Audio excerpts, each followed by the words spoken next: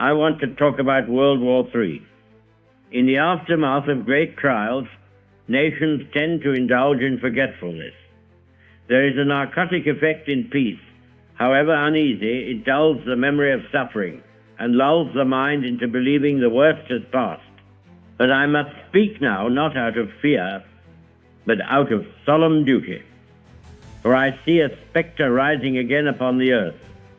Not the jackboots of tyranny we once defeated, nor the thunder of cannons in the fields of France, but a quieter, colder specter, one forged not in the fire of passion, but in the laboratory born of man's intellect, stripped of his wisdom.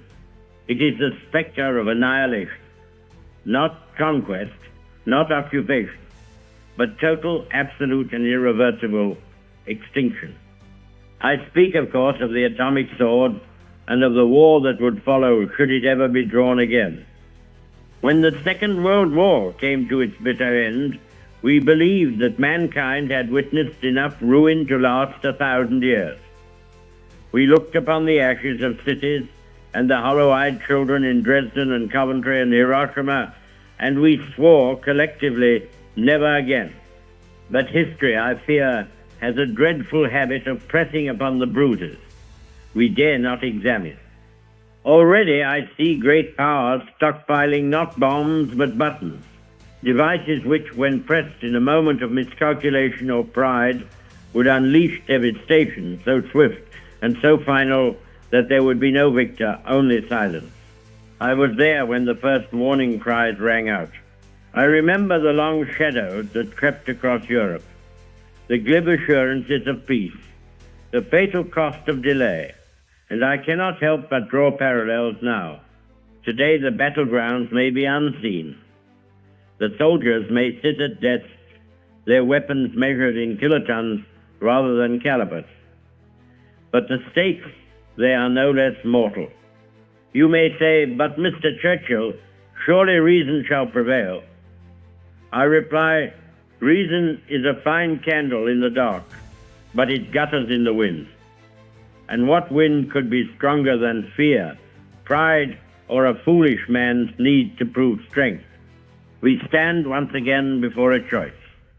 A forked road, one path leads to sanity, sacrifice, dialogue, the slow, noble construction of peace. The other, a downward slope greased with arrogance and bristling with wires, missiles, and madness. Let me be clear. The next war will not resemble the last. It will not be fought in trenches or with tanks. It will be fought in moments, perhaps even by accident. And when it comes, should it come, it will leave behind no glory, no songs, no graves, only shadows etched in stone. In the last war we had time, we had warnings, we had, through God's mercy, the chance to turn the tide. In the next, there may be no time, no chance, only decisions made in minutes that end millennia of human endeavor. Therefore, I speak not to generals and ministers alone. I speak to scientists, to students, to mothers and workers and clerks. I speak to all who dare to believe that the future must be built, not burned. You may think you are powerless, that peace is the affair of diplomats and treaties. But that is false. Every voice that calls for understanding adds weight to the scale. Every refusal to dehumanize, to demonize, to rush to hate is a blow struck against the rising tide. Democracy is not simply a structure. It is a moral duty. It demands participation, not in arms but in awareness. The battlefield is now the human mind. The propaganda, the fear, the fictions, they are the vanguard of the third war. We must win this war before the first missile ever flies. I have been accused many times of being a pessimist. I accept the charge if it means I refuse to be blind. But know this, my belief in mankind is not naive. I have seen men at their worst and still found courage among the rubble. I have seen nations rise not in hatred, but in healing.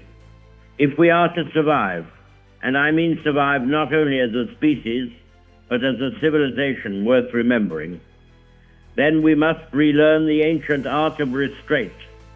Strength is not measured by the size of our arsenals, but by the space between provocation and reaction. True might lies in the man who holds the sword and chooses not to swing. The statesman of today must speak not only of power, but of proportion. The generals must plan not for dominance, but for deterrence. And the people, you must demand that wisdom not be drowned by fury. There is still time, but the clock does not tick forever. Let this be said, if not now, then in years to come, that when the shadow rose once more upon the world, there were those who did not cower. There were those who remembered the ash and flame, and from that memory they forged peace, not war. Let it be said that we did not go quietly into that cold night. Let it be said that we listened. Let it be said that we chose to live.